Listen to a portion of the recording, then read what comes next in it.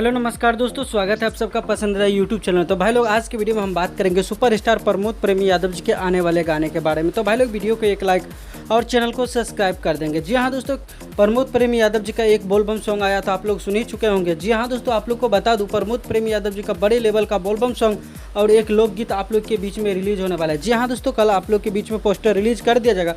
सुनने में आ रहा है सारेगामा हम भोजपुरी से पिछले साल की तरह मेहरारू मिली सुनर पार्ट 2 आप लोग के बीच में आ रहा है। तो जी हाँ दोस्तों, कल आप लोग के बीच में शायद पोस्टर रिलीज कर दिया जाएगा। तो तैयार रहिएगा दोस्तों, कभी भी आ सकता है पोस्टर। तो इसलिए चैनल को सब्सक्राइब करके वीडियो को लाइक करिए, क्योंकि इसी तरह का न्यूज़ हमारे यूट्यूब चैनल के माध्यम से आप लोग को मिलते रहेगी। तो कल तैयार रहिएगा दोस्तों, कभी भी पोस्टर रिलीज होगा।